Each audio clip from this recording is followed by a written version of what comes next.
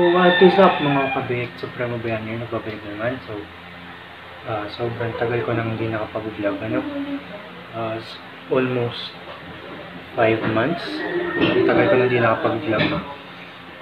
Yan, nandito kami ngayon sa Binangonan. Nagkataon na nakapag-vlog ako dahilan rin ng wait lang. Yan, dahilan ng hindi ako nakapag-vlog is sobrang dami ko rin ginawa. Schoolworks, activities, and sobrang dami rin nangyari. So, hindi ako masyado nakakapag harap sa camera kung hindi ako nakapag-videos, hindi ako nakakagala sa labas. So, ngayon lang ulit. Kasi ngayon lang ulit ako nakalabas sa bahay. And dyan, ano pa ba? So, yun maliligo. Ay, ginagawa mo. Maliligo muna ako mga kabek. Tapos babalikan ko kayo na. Let's go.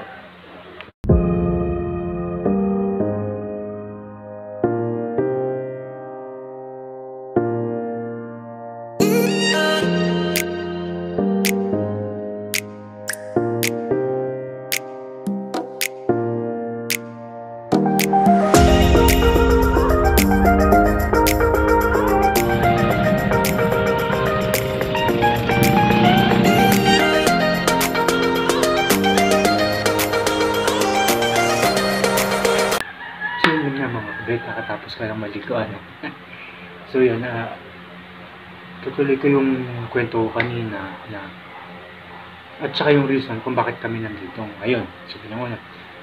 So yun, baka mag-umpisa sa reason kung bakit wala akong masyadong upload o kukunin na ako ni Lord.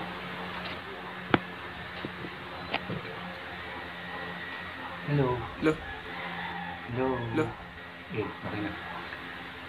So, yung reason muna siguro kung bakit kami nandito ngayon is dinala namin yung ref namin na nasa Kainta. Dinala namin dito para pag lumipat na talaga kami, as in dito na ako nag-stay. Dito na kami nag-stay is meron na kaming ref. Meron na kaming pag-i-store ng mga frozen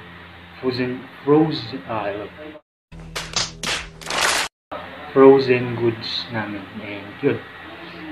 And so yun nga, naririnig nyo kanina, naririnig nyo man sa baba is nagbabalak sila na mag-business dito ng isdaan.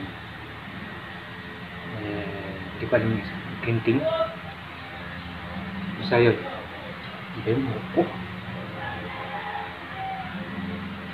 one side. Look. And yun, ano pa ba? Dami nangyari ng school year namin hindi ko ma-explain. Pwede na! Masyado marami basta. So yun, konting update lang. Sobrang tagal ko na rin kasi hindi nakapag-vlog, kaya hindi na ako sanay magsalita sa harap ng camera ko. So, pero sige. What the pero konting adjustment na lang siguro. Konting vlogging na lang ulit. Mababalik ko yung pagiging sanay ko sa harap ng camera sa pag-vlog ko.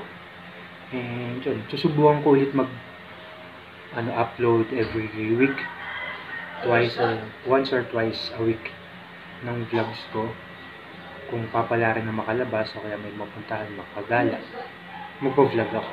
And papakita ko sa inyo mga araw-araw na ginagawa ko, which is nakahiga lang buong araw. So yun, ano pa ba? Wala na akong masabi. Kalimutan ko namang sinasabi ko lahat. Siguro konting update na lang rin siguro sa akin is many minutes later, pag-edit ng mga videos, clips na nakikita ko sa TikTok, which is Ito. Pangit, ang pangit. Nagkakaabalahan ko this past 5 months is nag-edit ako ng ng mga videos or contents na ginagawa ni Nico G. So ito yung lalagay ko na lang rin yung TikTok account niya. Lalagay ko dyan sa description below, and ito rin yung mga mga edits ko na ginagawa.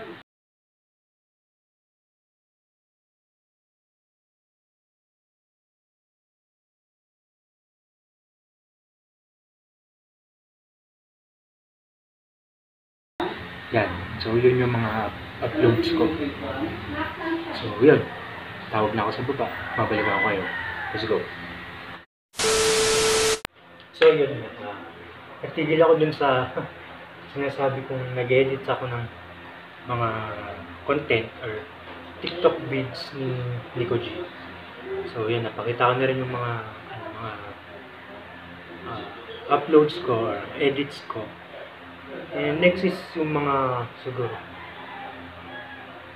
basketball. Nagba-basketball din ako. Pero once or twice a week lang. Minsan nga twice a month lang kasi hindi talaga ako lumalabas ng bahay. Nasa loob lang ako. And yun, more on YouTube. Animes, nanonood ako ng animes. Paulit-ulit lang yung mga anime na pinapanood ko, tulad ng Gotobun no Hanayome or Quintuplets. Basta yun, yung kambal na 5. Tsaka pag inulit ko yung Oregairu, The Devil is a Part-Timer. Ano pa ba? Ano pa ba mga anime na pinapanood ko? Love is War. Love is War. Yun pala yun lang yata. Marami ako pinapanood pero di ko na maalala. Kasi yung iba doon paulit-ulit na. Yung iba tinatapos ko pa lang. Yun, katulad nung Katekyo Hitman Reborn. Yun. Ngayon ko lang siya pinanood. Actually, matagal ko nang alam ang Katekyo Hitman Reborn nung grade 4 pa ako. Which is 2005 or ganun. Tapos, more on ganun lang ginagawa ko eh. Nanonood lang ako ng anime. Nagbabasa ng manga tulad ng ng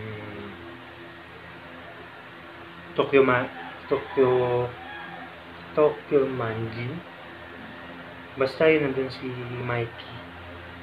Mikey si Draken. Yun, mga yun. Tapos Boku no Hero Academia. Ano pa ba? One Piece. Yun, binabasa ko yung mga yun na mga manga sa internet. And yun, more ganun lang talaga. Hindi ako masyado naglalabas, kaya bihira lang rin ako. Ngayon lang ulit ako nakapag-vlog after a long period of months. Yeah. Wala na ako masabi, talagang iba eh. Nagdidilim pa camera ko. Wait. Yan, kukunin na ako ni Lord. So, ano pa ba? Yun lang talaga. Wala na akong iba pang ginagawa. Hindi yun lang. Ano pa ba? Wala na akong maisip eh.